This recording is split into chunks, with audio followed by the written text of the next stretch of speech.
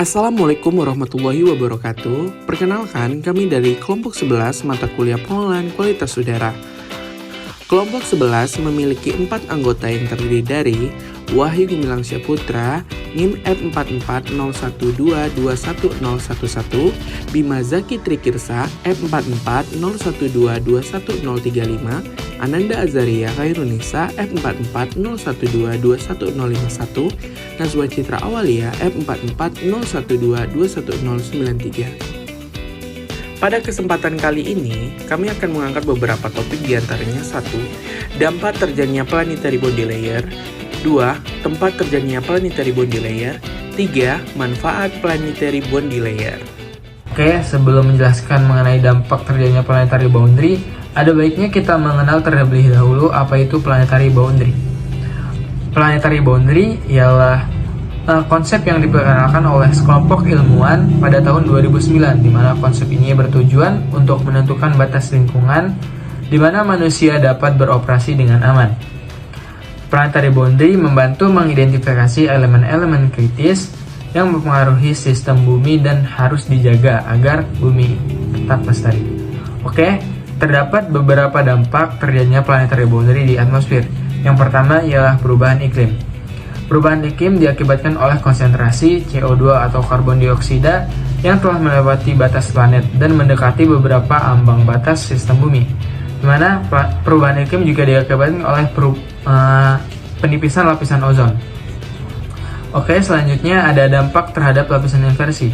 Apa itu lapisan inversi? Lapisan inversi ialah fenomena di mana udara hangat terperangkap di atas lapisan udara dingin, di mana hal ini dapat menyebabkan cuaca berkabut dan menahan polutan di dekat permukaan bumi. Selain itu, lapisan inversi juga dapat memicu terjadinya badai petir yang kuat. Yang terakhir ada pemanasan global. Pemanasan global merupakan dampak akibat dari gas rumah kaca, yaitu contoh senyawanya ialah CO2 atau karbon dioksida.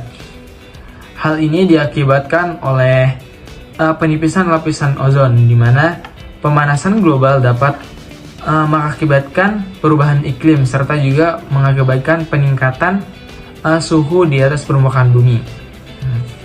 Itulah beberapa dampak yang terjadi akibat planetary boundary, di mana dengan memahami dampak-dampak tersebut diharapkan kita dapat mengambil tindakan yang lebih bijaksana untuk menjaga keberlanjutan bumi dan mengurangi dampak negatif pada lingkungan.